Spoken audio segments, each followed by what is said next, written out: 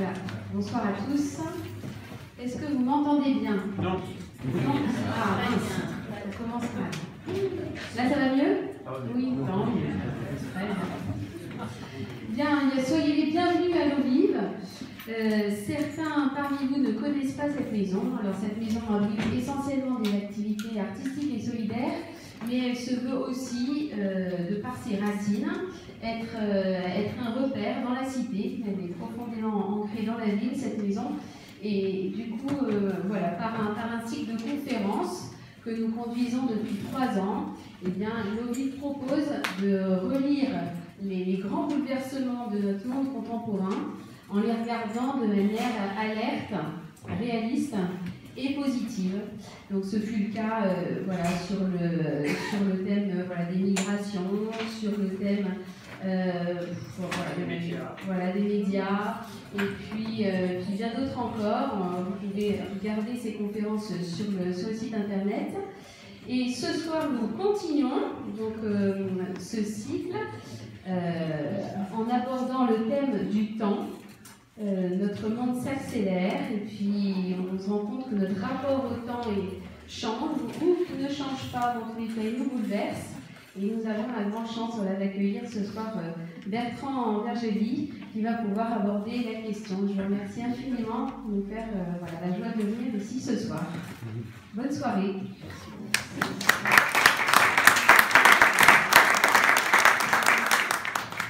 Bonsoir à tous. Merci, cher Monsieur Vergely, d'avoir accepté notre invitation et d'être présent pour affronter cette question du temps avec nous. Alors, je vais essayer de vous présenter pour ceux qui ne vous connaissent pas. Voilà, et ceux qui vous connaissent très bien pardonneront mes imprécisions. Alors, vous êtes philosophe et enseignant, professeur en classe préparatoire à Orléans, également à l'Institut de théologie Saint-Serge à Paris.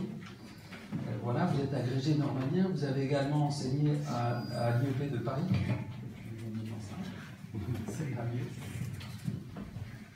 Voilà, vous êtes un auteur infatigable, vous avez publié près de 40 essais, romans et livres en à peu près 25 ans.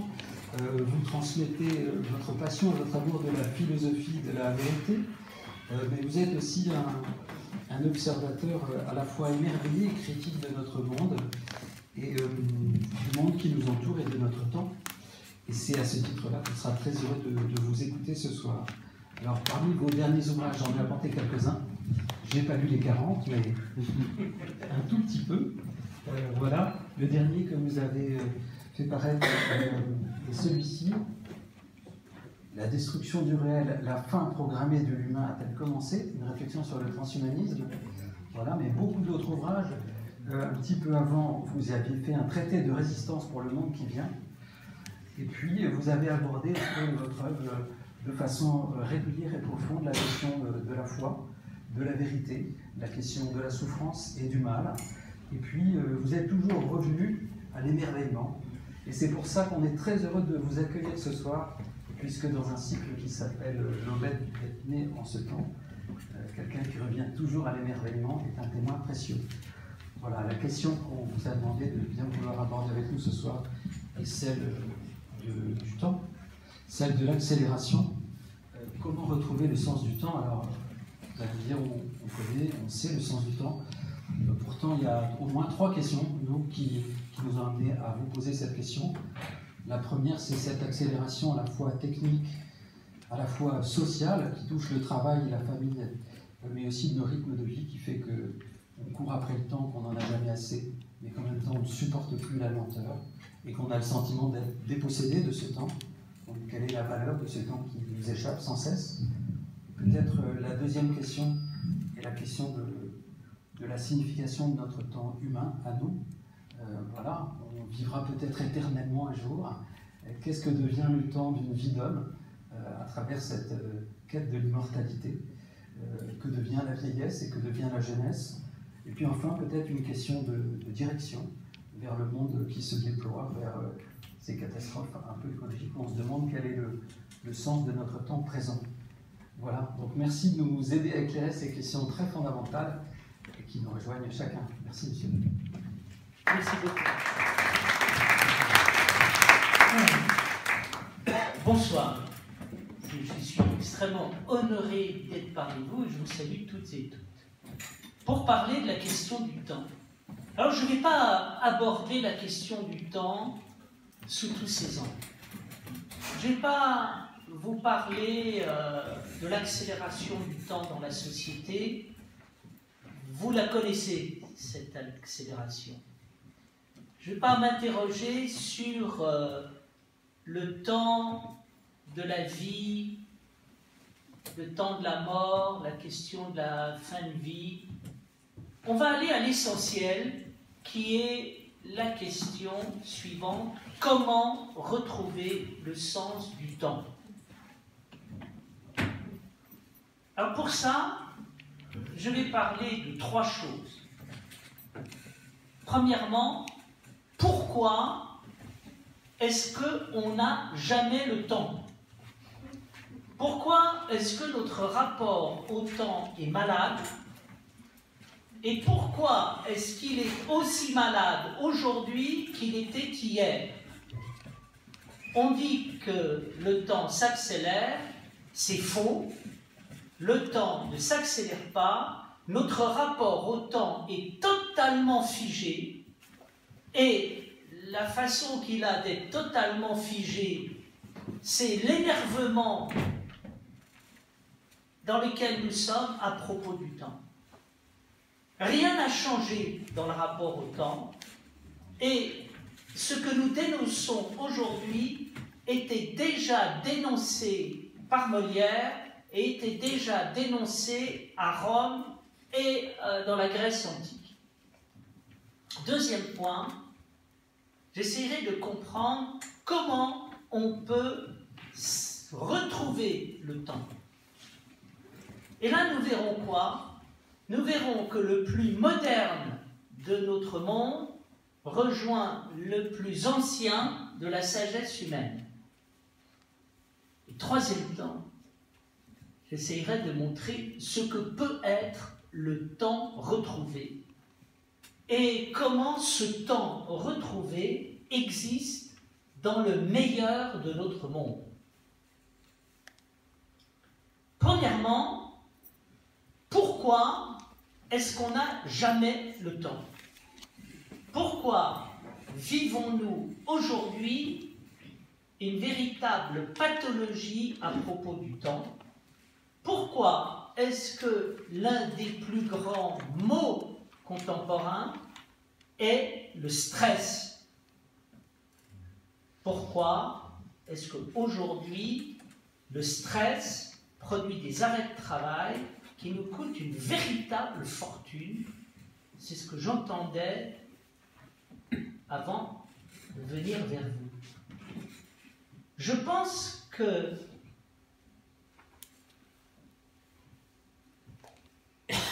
le temps est malade pour une seule raison que je vous invite à méditer, sur laquelle nous allons méditer.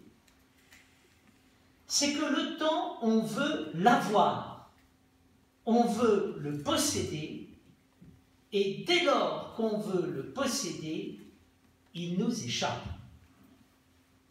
Le problème du temps n'est pas le problème du temps. Le problème du temps, c'est le problème de l'avoir. Et le problème de l'avoir, c'est le paradoxe de l'avoir. Il y a quelqu'un qui a très très bien compris ça, c'est Molière, à travers 3 pièces de théâtre qui mettent la question de l'avoir au centre de la pièce. L'avare, Don Juan et le malade imaginaire. Prenons le malade imaginaire. Nous avons, à travers le malade imaginaire, une magnifique image de ce qu'est la maladie du temps. Et nous pouvons faire un parallèle entre le malade imaginaire et d'autre part la pathologie de notre temps à propos du temps. Le malade imaginaire désire ne pas être malade. Et comme il désire ne pas être malade, il est obsédé par l'idée qu'il pourrait l'être. Résultat, il est malade à l'idée d'être malade. Pourquoi est-ce que le malade imaginaire est malade? Il est malade parce qu'il a commis l'erreur que commettent tous les hommes et qui est à la base d'un faux rapport au temps. Cette erreur, c'est celle que dénonce David Hume à propos du bonheur. Les hommes, disait Hume, ne veulent pas être heureux. Ils veulent savoir qu'ils le seront toujours. Et comme ils n'arrivent pas à le savoir, ils sont malheureux. Les hommes ne veulent pas le bonheur, ils veulent la certitude du bonheur. Le malade imaginaire ne veut pas la vie, il veut la certitude d'être en bonne santé. Et donc nous avons là la racine de ce qui va rendre le temps malade. Ferdinand Alquier a écrit un ouvrage qui s'appelle « Le désir d'éternité ». Et dans le désir d'éternité, il voit là la passion fondamentale de toutes les passions. Cette passion réside dans le fait de vouloir enfermer la vie. Othello est amoureux, il ne se contente pas d'être amoureux, il désire être amoureux pour toujours et il rentre dans une jalousie féroce. Il a un désir d'éternité qui amène à tuer la vie. Il y a eu des meurtres singuliers dans l'histoire humaine. Ces jeunes amoureux, persuadés qu'ils ne pourront pas être heureux dans la société, parce que celle-ci va leur voler leur amour, décident de se tuer pour conserver leur amour et leur bonheur.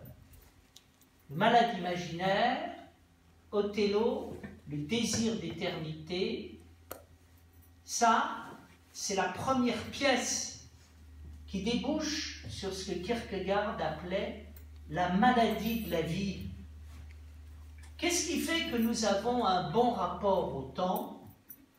C'est que on laisse vivre le temps et on ne cherche pas à l'enfermer. Mais nous voulons enfermer le temps. Pourquoi est-ce que nous voulons enfermer le temps? Nous allons y venir. Parce que la société occidentale a totalement changé à la Renaissance et qu'est apparue ce que l'on peut appeler la civilisation bourgeoise. La civilisation bourgeoise, elle a deux visages. Elle a un visage qui est positif. C'est la civilisation, les villes, la culture, la prospérité, tout ce que nous aimons. Mais attention, la civilisation bourgeoise, ça peut être aussi le ciel sur la terre, c'est-à-dire la terre à la place du ciel. Qu'est-ce qui se passe quand on met le ciel sur la terre et non pas que la terre prend la place du ciel? Nos chers humanistes nous disent « c'est merveilleux ». Dieu n'existe plus, l'homme est enfin libre, enfin, il a son mot à dire dans l'existence, il peut s'autonomiser, c'est un progrès énorme. Erreur profonde.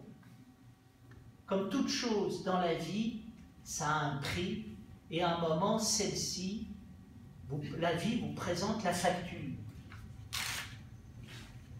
Quand Dieu n'existe plus, quand l'éternité n'existe plus, quand le ciel, quand la terre prend la place du ciel, qu'est-ce qui se passe?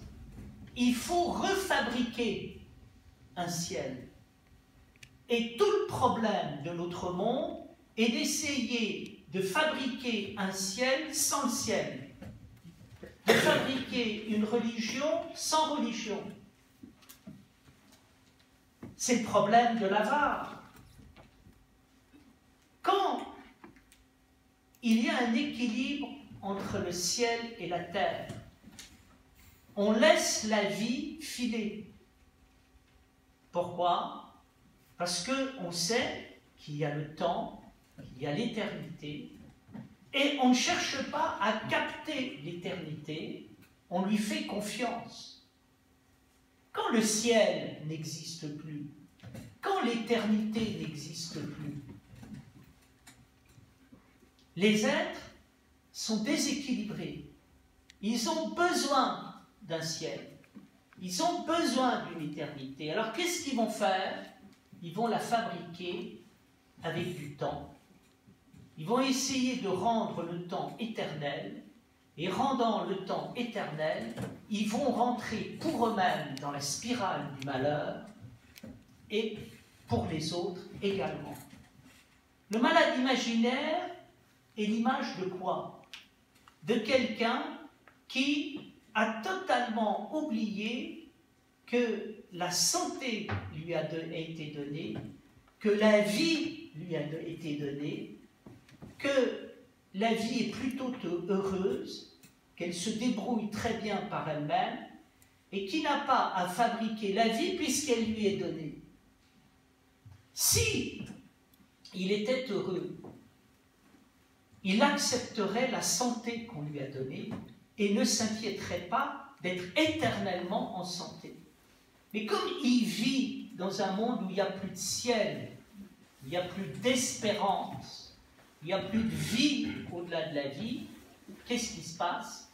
Comme aucun être humain ne peut vivre sans ciel, il va essayer de fabriquer un ciel avec la terre, il va essayer de fabriquer une santé éternelle à l'aide de la santé humaine, il ne va pas y arriver, il va devenir fou, et il va rendre le monde fou. Et là, nous touchons quoi? Nous touchons le problème de notre monde. Nous sommes dans une civilisation bourgeoise capitaliste, pour le meilleur et pour le pire. Ça nous donne beaucoup de prospérité, beaucoup de civilisation, un essor sans précédent.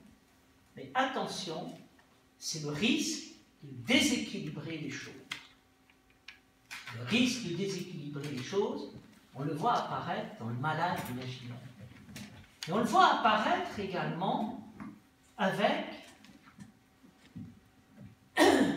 on le voit apparaître également avec l'avare. Quel est le problème de l'avare? Le problème de l'avare, c'est qu'il n'a pas compris quelque chose. Il n'a pas compris quelque chose, à savoir que, premièrement, la pauvreté est la plus grande richesse qui soit, et deuxièmement, la pauvreté, il ne faut pas se l'approprier. C'est quoi un avare? Un avare, c'est quelqu'un qui est tellement égoïste qu'il ne s'aime pas lui-même parce que ça lui coûterait encore trop cher. Donc, non seulement il est avare avec les autres, mais il est avare avec lui-même. Caractéristique de l'avare, c'est qu'il vit comme un pauvre.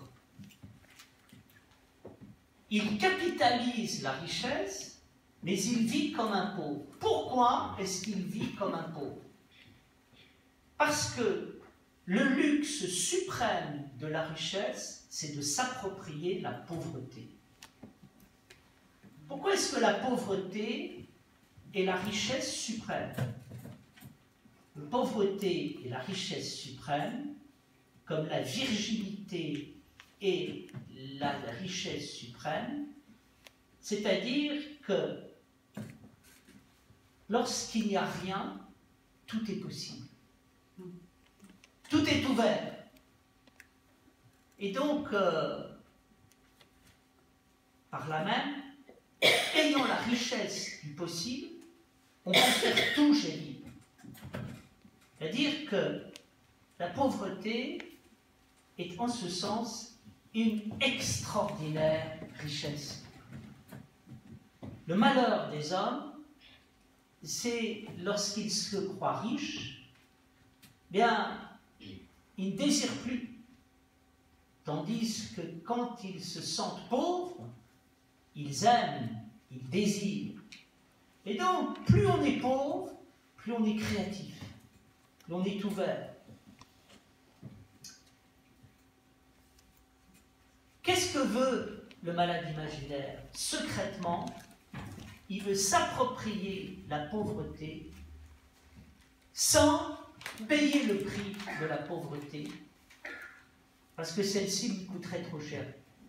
Payer le prix de la pauvreté, ça veut dire quoi? Ça veut dire accepter qu'elle lui soit donnée et qu'elle ne vienne pas de lui, mais qu'elle vienne à travers lui. Et là, nous voyons le problème qui est le sien. Il ne veut pas être pauvre, il veut posséder la pauvreté. Comme le malade imaginaire ne veut pas être en pleine santé, il veut posséder la santé. Dernier élément, Don Juan. Don Juan veut changer radicalement les données de la morale. Et il veut démontrer qu'il est possible de faire une morale sans aucune morale. Faire une morale sans aucune morale, c'est la pratique de la séduction telle qu'il la met en œuvre.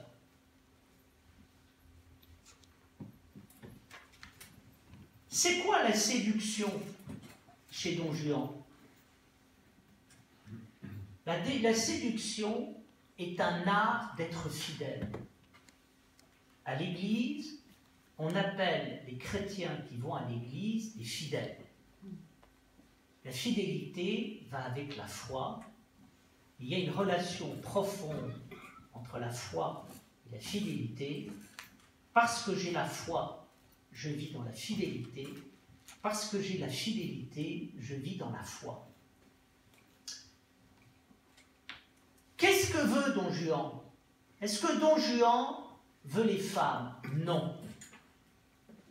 Il veut séduire les femmes, c'est-à-dire sentir le moment où la femme qu'il séduit va dire oui, et donc elle aura été conquise, et elle aura reconnu qu'elle a été conquise. Dès qu'une femme a été conquise, Don Juan ne consomme pas, c'est pas Casanova, il part immédiatement vers une autre conquête. Et pourquoi est-ce qu'il part vers une autre conquête? Il part vers une autre conquête car son but fondamental est un but religieux et totalement moral qui consiste à dire on n'a pas besoin de Dieu pour pouvoir être fidèle, on peut être fidèle sans Dieu. Moi, Don Juan, je suis fidèle à l'infidélité. Étant fidèle à l'infidélité, il va devenir un Christ de l'infidélité, un martyr de l'infidélité, puisqu'il va aller jusqu'en enfer pour l'infidélité. Et là, la démonstration d'un autre type de morale possible. Ceci est extrêmement important. Pourquoi? Si vous réfléchissez sur le monde dans lequel nous sommes, la base de notre monde est donjuanesque. Comme la base de notre monde est liée à l'avare, comme la base de notre monde est liée aux malades imaginaires, on veut posséder la vie et la santé, on veut posséder la richesse absolue qui réside dans la pauvreté, et on veut posséder la morale absolue à travers la fidélité dans l'infidélité. ça fait des années que je fais des conférences, et on pose toujours la question. Monsieur Vergely, très bien ce que vous dites, mais en vous écoutant, on a l'impression que Dieu c'est important. Est-ce qu'on ne peut pas faire une spiritualité sans Dieu? Est-ce que Dieu est obligatoire? Est-ce qu'on a vraiment besoin de passer par Dieu? Cette question est une question donjuanesque. C'est la question de Don Juan et à laquelle il répond. Peut-on faire une morale sans Dieu? Réponse oui. Et moi, je vais vous démontrer que c'est possible. Donc on peut très bien, effectivement, faire une religion sans Dieu, une spiritualité sans Dieu, une mystique sans Dieu, une morale sans Dieu. Et je souhaite bon courage à ceux qui le font, car une morale sans Dieu, c'est ce qu'on appelle un sport de haut niveau. Tout le monde n'est pas Don Juan. Et quand on est Don Juan, ça commence très fort et ça se termine très mal. Là, nous avons affaire à quoi? Là, nous avons affaire à l'enjeu du temps. Derrière le temps, il y a la vie. Derrière la vie, il y a notre rapport avec la vie. Alors, il y a deux manières d'avoir un rapport avec la vie. Je peux épouser la vie ou je peux la violer. Je peux m'en emparer, la posséder, la réduire. Nous sommes dans un monde qui n'a pas de rapport au temps, qui a un rapport à la possession du temps. Depuis le XVIe siècle, la vie ne nous intéresse plus. C'est le pouvoir sur la vie qui nous intéresse. L'homme ne nous intéresse plus. C'est le pouvoir sur l'homme qui nous intéresse. Le temps ne nous intéresse plus. C'est le pouvoir sur le temps qui nous intéresse. On veut du pouvoir sur tout. Et Don Juan, le malade imaginaire, l'avare, sont l'expression de cette passion de la possession qui les amène à quoi? Qui les amène à être des esclaves et des tyrans. Ils sont esclaves de leur désir de posséder et ils le font payer à tout le monde. Notez ici que le terme de possession sert aussi bien à définir le rapport aux choses que le rapport à la magie.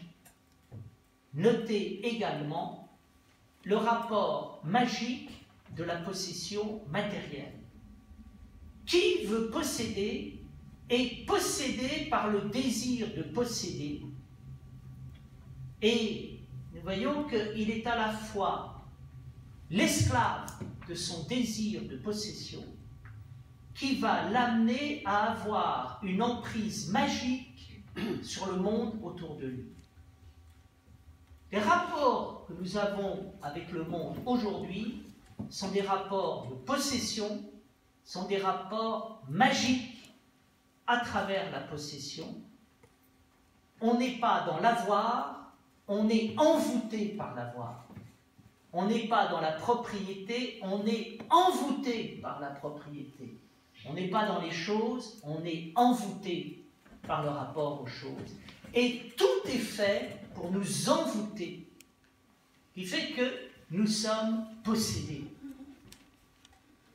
Et par là même, on comprend qu'on n'a jamais le temps. Pourquoi avons-nous jamais le temps? Parce que nous avons un appétit féroce de tyrans qui aimerait pouvoir s'emparer de la vie, qui aimerait pouvoir s'emparer de la pauvreté, qui aimerait pouvoir s'emparer du temps, et qui ne parvient pas. Qui est-ce qui, dans notre culture, a très bien compris ce paradoxe? C'est Socrate. Socrate, dans le Phédon, dit que le problème numéro 1 de la vie humaine, c'est le problème de la mort. Les hommes ne veulent pas mourir, et c'est ce qui fait qu'ils meurent. Les hommes veulent tout posséder, et c'est ce qui fait qu'ils sont pauvres. Les hommes veulent être des tyrans, et c'est ce qui fait qu'ils sont des esclaves. Les hommes veulent être dans l'éternité tout de suite, ils ne sont même pas dans l'éternité, et en plus ils ne sont même pas dans le temps. Qui est le tyran? Le tyran, c'est la partie grossière de nous-mêmes, c'est ce qu'on peut appeler l'homme premier, l'homme primitif. L'homme primitif, qu'est-ce qu'il veut? Il veut tout. Pourquoi il veut tout? Parce qu'il est ignorant. En quoi consiste son ignorance? Il n'a strictement rien compris à la vie parce qu'il vit à l'envers. Il ignore totalement l'existence de la vie lumineuse et transcendante qui est la vie divine. Il pense que le monde et la vie dans lesquels il vit sont l'unique vie. Comme il n'y a que cette vie et que la vie passe, et qu'il n'a aucune expérience positive de ce que veut dire passer, comme passer veut dire pour lui voir échapper des choses qu'il aimerait posséder, il a le sentiment d'être pauvre et abandonné. Comme il a le sentiment d'être pauvre et abandonné, il se rue sur les plaisirs pour vivre à mort. Vivre à mort. S'éclater. Qu'est-ce qui se passe? Eh bien, il est dans la mort. Et vivre à mort veut dire, chez Socrate, être prêt à passer sur ventre de père et mère pour pouvoir satisfaire ses passions. Celui qui a compris quelque chose, qu'est-ce qu'il fait? Comprenant qu'il existe une vie matérielle, mais derrière cette vie matérielle, la vie de la vie, la réalité de la réalité, c'est-à-dire l'énergie tout-puissante et lumineuse d'où tout est issu, il n'attend pas tout de cette existence. Comme il n'attend pas tout de cette existence, il accepte que celle-ci lui échappe. Comme il accepte que celle-ci lui échappe, il ne se rue pas sur les plaisirs de la vie, il n'est pas un tyran, il ne vit pas à mort. Qu'est-ce qu'il fait? Il vit, il est heureux, et il rend le monde autour de lui heureux.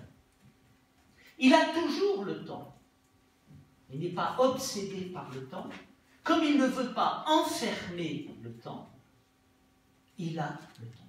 Le temps ne lui échappe pas. La question du temps, c'est la question de la mort. Aujourd'hui,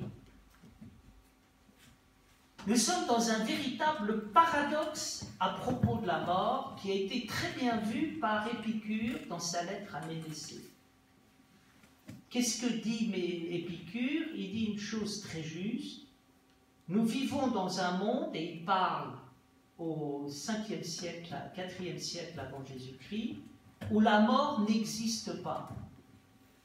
Les hommes ne parlent ni de la mort, ni de la vie, parce que la réalité n'existe pas, ils n'existent pas eux-mêmes. Ils parlent de leur peur de la mort ou de leur amour de la mort. Et ils sont dans une ambivalence fondamentale. Quand tout va bien, ils ont peur de la mort. Et ils veulent absolument retenir cette vie. Et quand tout va mal, ils appellent la mort de leur vœu en faisant un éloge du suicide. Résultat, les mêmes hommes qui ont peur de la mort sont ceux qui aiment la mort. Et ceux qui aiment la mort sont ceux qui ont peur de la mort. Pourquoi est-ce qu'on aime de la mort? Parce que finalement, quelque part, on n'en a plus peur. Et pourquoi est-ce qu'on a peur de la mort? Parce qu'on ne l'aime plus. Je remarque une chose, c'est que nous sommes dans un monde qui d'un côté poursuit des rêves d'immortalité et de l'autre côté s'apprête à légaliser l'euthanasie. Et donc, pourquoi? Parce que la mort n'existe pas, parce que ce qui existe, c'est nos fantasmes à propos de la vie et de la mort. Le temps n'existe pas, la vie n'existe pas, la réalité n'existe pas, les hommes n'existent pas. Nous vivons dans une irréalité totale. Le réel a été détruit. Qui est-ce qui a très bien compris cela en profondeur, au-delà d'Épicure? C'est Pascal.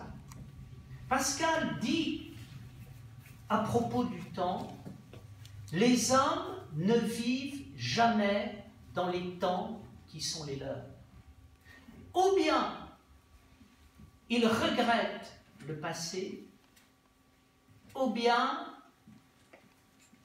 ils rêvent de l'avenir. Ils ne vivent jamais dans le présent. Ils passent leur temps à dévaluer le présent par rapport au passé ou par rapport à l'avenir. S'ils étaient sages, ils vivraient dans le présent, et vivant dans le présent, ils connaîtraient la liberté. Nous y reviendrons. Mais n'étant pas sages, ils fuient dans le passé et l'avenir. Quelle est la clé de la fuite humaine?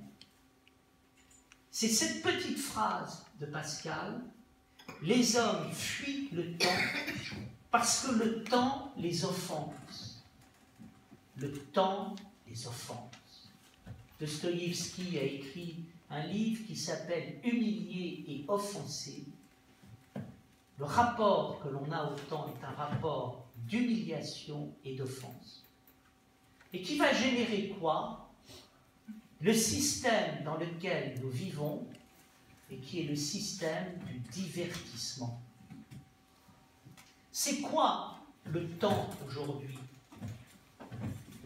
Le temps aujourd'hui, c'est le divertissement. Qu'est-ce que c'est que le divertissement? Le divertissement, c'est la diversion.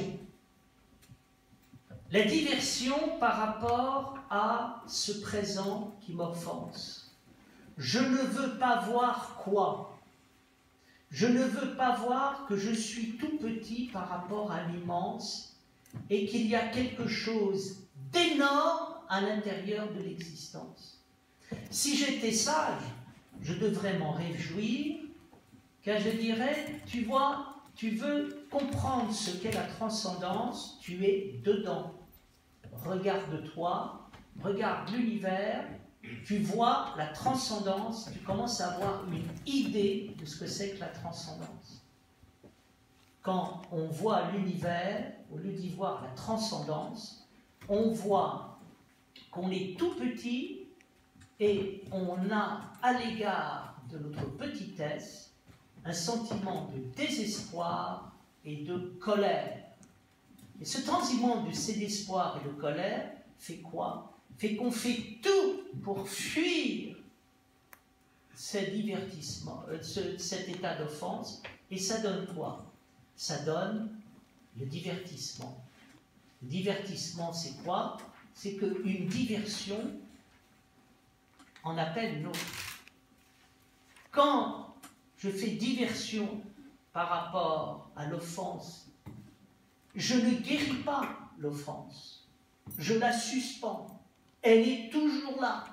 Et donc, il me faut une autre diversion pour pouvoir encore faire diversion. Il en va du divertissement comme il en va de l'euthanasie. Il nous dit l'euthanasie va résoudre le problème de la souffrance. Non, c'est la médecine qui résout le problème de la souffrance.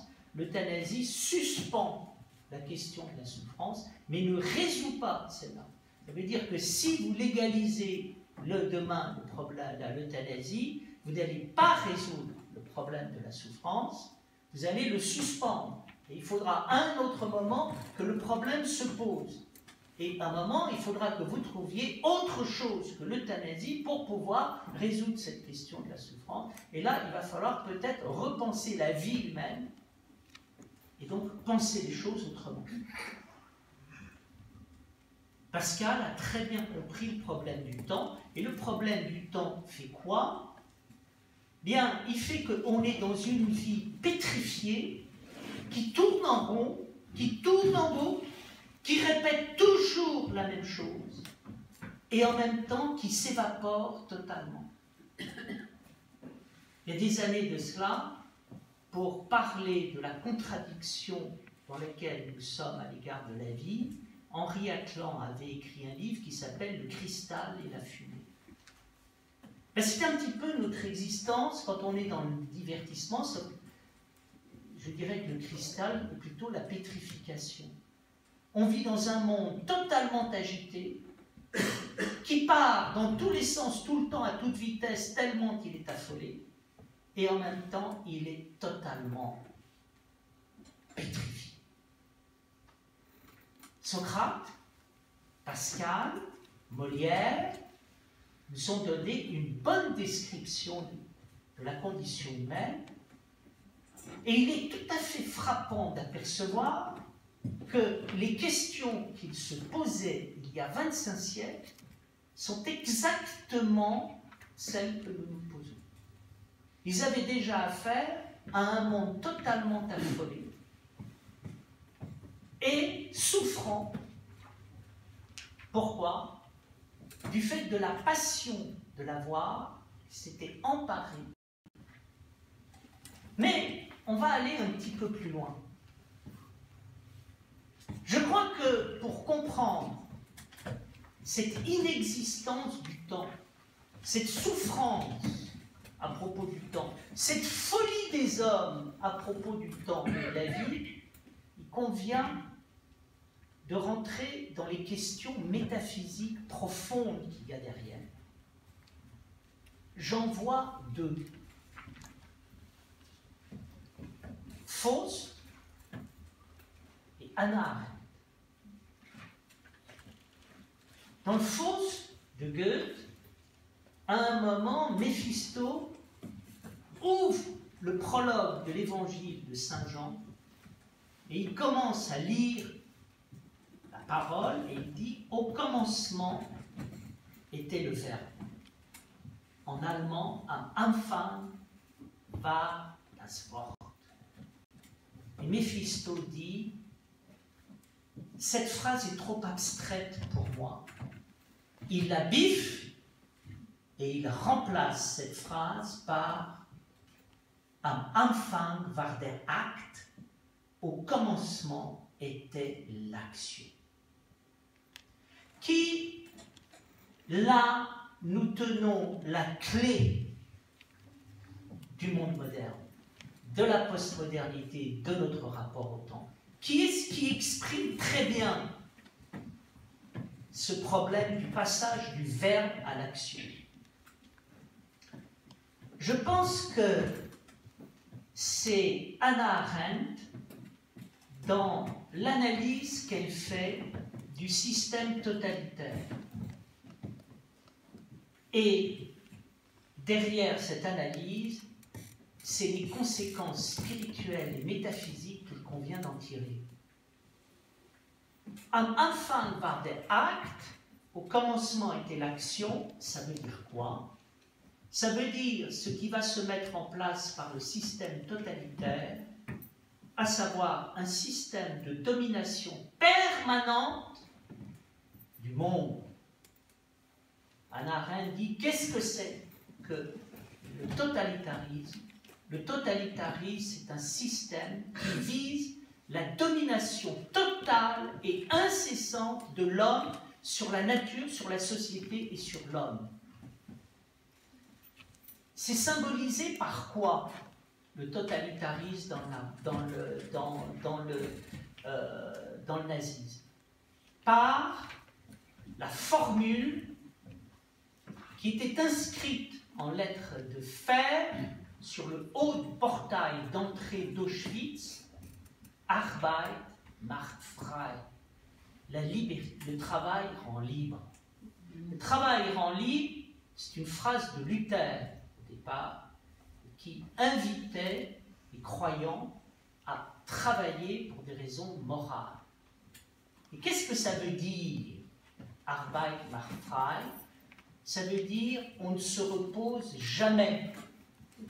Qu'est-ce que ça veut dire on ne se repose jamais? Ça veut dire nous vivons dans un monde où il n'y a plus de Shabbat. Qu'est-ce que c'est que le Shabbat?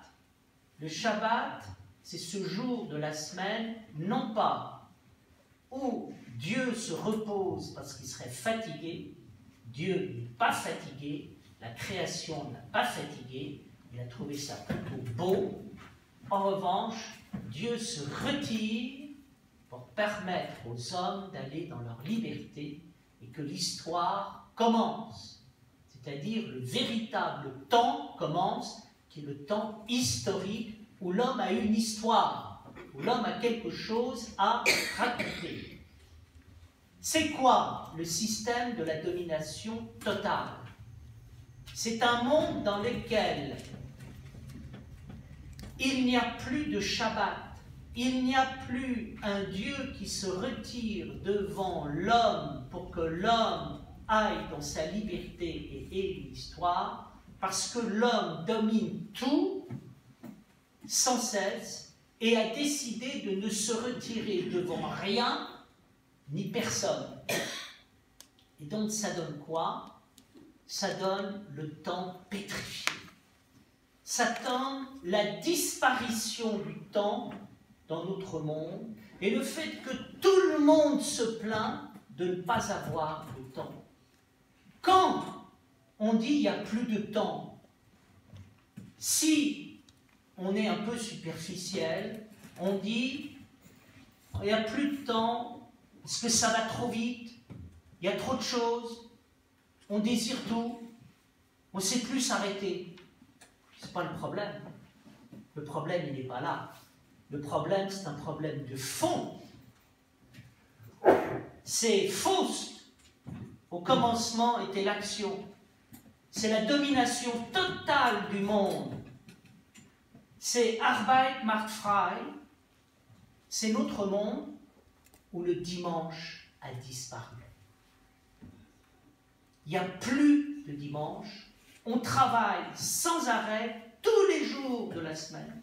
On consomme sans arrêt tous les jours de la semaine. Bien sûr que c'est très pratique d'avoir des magasins ouverts le dimanche. Mais la signification de cela, c'est quoi? C'est une signification terrible du point de vue métaphysique et spirituel.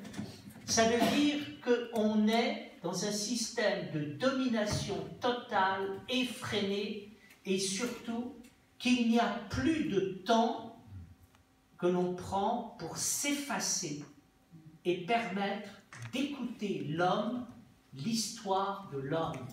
La domination est devenue plus importante que tout. Autrement dit, qu'est-ce que ça veut dire aujourd'hui réfléchir sur le temps dans notre société? Ça veut dire qu'il y a urgence métaphysique et spirituelle. Hitler est mort, mais le totalitarisme n'est pas mort. La domination totale du monde n'est pas morte, et cette domination, elle passe par d'autres canaux.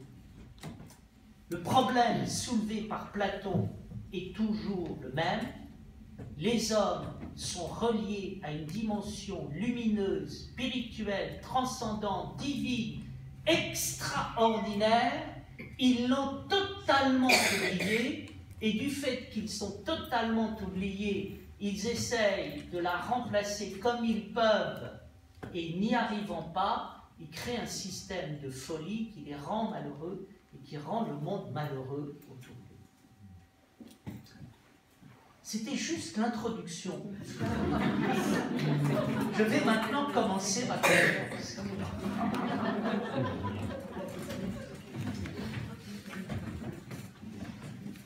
Comment sortir de cette affaire? Bien, je pense qu'il faut être moderne.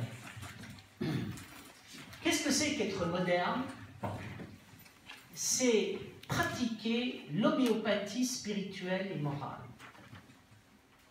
Je pense que la seule manière de guérir du stress, de la maladie du temps dans lequel nous sommes, c'est d'être vraiment stressé.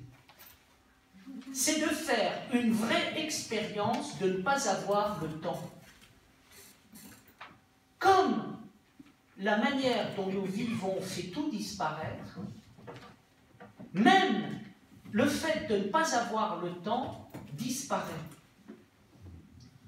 Et on n'a même plus le temps de ne pas avoir le temps. Car ne pas avoir le temps a dévoré le fait de ne pas avoir le temps. C'est assez dommage de ne pas avoir le temps et de ne pas se faire une cure de bon stress. Parce que si on faisait une cure de bon stress, on guérirait. Et on irait beaucoup mieux. Premièrement, être stressé et faire une cure de stress, c'est quand même assez drôle. Je ne sais pas si, de temps à autre, ça ne vous est pas arrivé de regarder ce monde totalement agité autour de vous et tout d'un coup d'avoir un peu envie de rire et de vous souvenir des films de Charlot. Qu'est-ce qui apparaît dans les films de Charlot? Charlot, comme les Marx Brothers, décrit les débuts de l'industrialisation. C'est les débuts du cinéma, et on s'aperçoit que les gens sont très agités, marchent à toute vitesse. Même les chiens marchent à toute vitesse. Personne ne marche normalement. Et qu'est-ce qui se passe? Il se passe que c'est très drôle. Et que quelque part, quand on regarde ça, on s'aperçoit que du fait du stress, nous devenons des pantins. Du fait que nous sommes des pantins, il y a quelque chose de ridicule et grotesque. Et du fait qu'il y a quelque chose qui est ridicule et grotesque, nous rions. Et qu'est-ce qui se passe quand nous rions? Nous commençons à guérir. Nous commençons à guérir, pourquoi? Parce qu'on arrête d'être dans ce qui est la mauvaise réponse au temps que l'on a perdu, c'est la plainte et la colère. À propos du temps, aujourd'hui, on est tous dans la plainte. J'ai pas de temps. Oh, c'est terrible. Je manque de temps. Cette vie est affreuse. Mais en même temps, on est dans la colère à l'égard du bon. Et qu'est-ce qui se passe? On ajoute de l'agitation à l'agitation. Si je commence à rire par rapport à ça, quelque part, je rebats les cartes. Je sors du système et je commence à aller beaucoup mieux. Mais surtout, je prépare autre chose, qui est la véritable intelligence des catastrophes. Il faut savoir une chose, quand il y a des catastrophes, la réponse à la catastrophe se trouve toujours au cœur de la catastrophe. Quand il y a des dangers, la réponse se trouve au cœur du danger. Quand il y a un mal, la réponse se trouve au cœur du mal. Quand il y a la mort, la question se trouve au cœur de la mort. Quand il y a de la souffrance, ça se trouve au cœur de la souffrance. Ne pas avoir le temps, quand je fais vraiment l'expérience, qu'est-ce que ça donne? Ben, ça donne l'essentiel. Quand on n'a pas de temps, on va à l'essentiel. Et quand on va à l'essentiel, on commence à être intelligent et à évacuer l'inessentiel. Là, on retourne à l'existence. Qu'est-ce que c'est que l'essentiel? L'essentiel, c'est ce qui existe vraiment. C'est ce qui est authentique. C'est ce qui vient de notre cœur, de notre chair, de notre être le plus profond. Ça, c'est essentiel. Et qu'est-ce qui se passe? Il se passe que, justement, quand à un moment, je n'ai pas le temps, je vais vers l'urgence. Quand je vais vers l'urgence, je vais vers ce qui est vraiment essentiel. Et qu'est-ce qui est vraiment essentiel? C'est l'existence. Il s'avère que, quand je vois l'existence, je vais très vite et je peux faire beaucoup de choses. Et je peux parfaitement circuler à l'intérieur d'un monde qui est totalement agité. Il y a des années de cela, je faisais une conférence dans un centre de soins infirmiers et les DU de soins palliatifs. Et il y a un infirmier qui m'a dit « Qu'est-ce que je dois dire quand je rentre dans la chambre d'un malade ?» Puis d'autres infirmières me disent « Mais comment faire? On n'a pas le temps. » J'ai dit « Écoutez, il n'y a qu'une manière de rentrer dans la chambre d'un malade et de gérer une situation, on n'a pas le temps. Le problème, ce n'est pas le temps, le problème, ce n'est pas le malade, le problème, c'est vous. Si vous êtes concentré, vous êtes là, vous êtes présent, vous êtes déterminé à être là, vous rentrez, premièrement, vous saurez ce qu'il faut dire, et deuxièmement, vous donnerez l'essentiel. Les malades, ils n'ont pas besoin que vous leur teniez la main pendant 3 heures. Ils ont besoin d'un regard, ça suffit. Tout est dit, est-ce que le regard est là ou pas? Parfois, on passe 1 heure avec quelqu'un, on cherche le regard, il n'a pas eu lieu. Parfois, on voit quelqu'un, en quelques secondes, tout est réglé, l'essentiel a été dit. Donc là, on est au cœur. Et là, on commence à comprendre ce que veut dire l'expérience du temps. L'expérience du temps, c'est l'expérience de l'existence. Et qu'est-ce que c'est que l'expérience de l'existence? C'est la rencontre entre le temps et l'éternité qui donne la vie. Comment vivre le temps? Vivons la vie et on trouvera la réponse au temps. Qu'est-ce que c'est que l'expérience de la vie? L'expérience de la vie et du temps, c'est ce qui vous fait remonter à l'éternité. Et qu'est-ce que c'est que l'expérience de l'éternité? C'est ce qui vous fait remonter, descendre dans le temps. Qu'est-ce que c'est que le problème du temps? C'est le problème de la relation entre le temps et l'éternité. Qu'est-ce que c'est que faire et vivre le temps? Donner du temps, avoir le temps, prendre le temps, c'est faire rentrer l'éternité dans le temps, c'est faire rentrer le temps dans l'éternité, c'est relier les êtres humains à ce que Denis l'Aréopagite appelait le suressentiel. Car c'est ça dont on a besoin. Et tout le reste, on s'en fiche. Il y a 2 manières de vivre. Ou on est comme l'avare, comme Don Juan, comme le malade imaginaire, on est dans le pouvoir sur la vie, et là, on n'a rien compris à la vie, on a tout loupé. Ou alors, on rentre dans le temps, dans l'existence, on rentre dans la vie, et tout d'un coup, on se relie à l'éternité, on fait le lien entre l'éternité et le temps et l'éternité. Faites l'expérience de la vie. Pensez à la vie. Vous allez à un moment rentrer dans l'éternité. Derrière la vie, il y a votre vie. Derrière votre vie, il y a vos parents. Derrière vos parents, il y a la lignée de vos parents. Derrière la lignée de vos parents, il y a les hommes. Derrière les hommes, il y a l'évolution. Derrière l'évolution, il y a la Terre. Derrière la Terre, il y a l'univers. Derrière l'univers, il y a un univers parmi d'autres univers. Et parmi d'autres univers, à un moment, il y a quoi? Il y a la création. C'est-à-dire qu'à un moment, vous entendez résonner la vie à l'intérieur de vous, qu'est-ce que vous entendez résonner? Vous entendez résonner la création. Vous remontez à la création. Et quand vous êtes remonté à la création, vous pouvez redescendre. Qu'est-ce qu'il y a derrière la création? Il y a les univers. Qu'est-ce qu'il y a derrière les univers? Il y a l'univers. Qu'est-ce qu'il y a derrière l'univers? Il y a la Terre. Qu'est-ce qu'il y a derrière la Terre? Il y a l'homme. Qu'est-ce qu'il y a derrière les hommes? Il y a la lignée de mes parents et des hommes. Et qu'est-ce qu'il y a derrière la lignée des parents et des hommes? Il y a moi. Et puis il y a l'avenir. Et puis il y a le monde autour de moi. Et qu'est-ce que je vois? Je vois ici que quand j'ai entendu résonner la vie, j'ai entendu la relation entre l'un et le multiple. Je suis rentré dans le multiple, ça m'a amené à l'un. Je suis allé dans l'un, ça m'a amené vers le multiple. Et ça, la rencontre entre le temps et l'éternité, c'est quoi? C'est ce qu'on appelle la vie. Qu'est-ce que c'est que la vie? C'est ce que vivent les poètes. Qu'est-ce que font les poètes? Les poètes, ils partent du temps, ils font résonner le temps, et à l'intérieur du temps, ils débouchent sur l'éternité. Et puis après, déboucher, ils pensent l'éternité, et qu'est-ce qu'ils font dans l'éternité? Ils entendent résonner le temps. Et là, tout d'un coup, il y a quelque chose qui est tout merveilleux, ils découvrent ce qu'on appelle le miracle de l'icône. Souvenez-vous de Rimbaud, elle est retrouvée quoi? L'éternité. C'est la mer mêlée au soleil.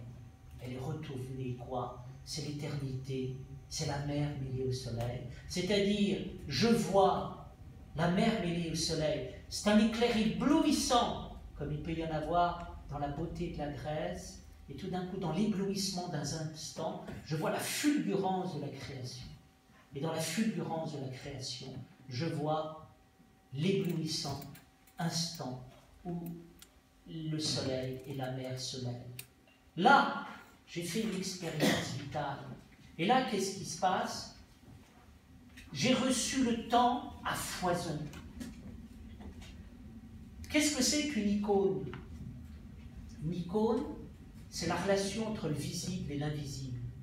C'est l'invisible qui rentre dans le visible, c'est le visible qui rentre dans l'invisible, c'est le visible qui fait résonner l'invisible, et c'est l'invisible qui fait résonner le visible. Qu'est-ce qui se passe? C'est ce qui se passe quand je suis dans le verbe, quand je suis dans la parole au sens forme. Le verbe, la parole, c'est la même chose que la relation entre le visible et l'invisible. Au commencement était le verbe, au commencement était la relation entre l'invisible et le visible. Et qu'est-ce que c'est que la relation entre le visible et l'invisible? C'est le moment du Shabbat où l'invisible s'efface devant le visible s'efface dans l'invisible, et on est quoi? On est dans la gloire, on est dans la beauté, on est dans la splendeur, on est dans l'émerveillement. Et là, on fait les trois expériences extraordinaires du temps qui sont à la base de tout ce qu'il y a de créateur à l'intérieur de notre vie. Le premier moment de rencontre entre le temps et l'éternité, c'est l'arrêt. Le deuxième, c'est le passage. Et le troisième, c'est la présence. Qu'est-ce que c'est que l'arrêt? L'arrêt, c'est ce qui se passe qu'en m'arrêtant, je mets le monde en mouvement. Qu'est-ce qui fait de moi un être actif dans ce monde? C'est que je m'arrête. Parler de la lenteur. Je rentre dans la lenteur. Je rentre dans l'arrêt. Qu'est-ce que c'est que l'expérience de l'arrêt? C'est ce que j'ai très bien compris un jour. J'étais dans un musée, je me suis arrêté devant un tableau, je l'ai regardé, et tout d'un coup, j'ai vu le tableau se mettre à vivre. Et il y avait des tas de choses qui apparaissaient. Plus je m'arrêtais, plus je voyais foisonner l'existence. Et je me disais, c'est parce que je passe trop vite devant les choses que je ne les vois pas. Et je vois que pour qu'il y ait de la mobilité, il faut qu'il y ait de l'immobilité. Qui sont les gens les plus passionnants dans notre vie? Ce sont des gens qui s'arrêtent, qui nous arrêtent et qui nous font regarder les choses. Il y a des tas de chefs d'entreprise ici parmi vous. Qu'est-ce que demande un chef d'entreprise? Dans un monde totalement agité, de s'arrêter, d'écouter, de regarder, et là, de pointer les trucs importants que personne ne voit. Qu'est-ce que c'est qu'enseigner de la philosophie? C'est prendre une phrase, un mot, et de passer 1 heure sur un mot en disant est-ce que vous vous rendez compte de ce qu'il y a dans ce mot? Et donc, c'est utiliser l'immobile pour créer du mobile. Quand est-ce que notre époque est géniale? Quand est-ce que c'est une aubaine de vivre dans notre époque? Quand nous avons partout dans le monde des génies qui travaillent sur la vie à tous les niveaux et qui fixent des choses et qui nous donnent à voir. Et ça, notre époque sait remarquablement le faire. Ça veut dire que j'écris mon livre sur le sens de la vie et je réfléchissais à ce que je lisais de la part des scientifiques sur l'origine de la vie. Il dit voilà, à l'origine de la vie, il y a des atomes d'hydrogène, d'oxygène, de carbone, de méthane, d'ammoniac. Et puis tout d'un coup, il y a un rayonnement ultraviolet qui passe à travers tout ça.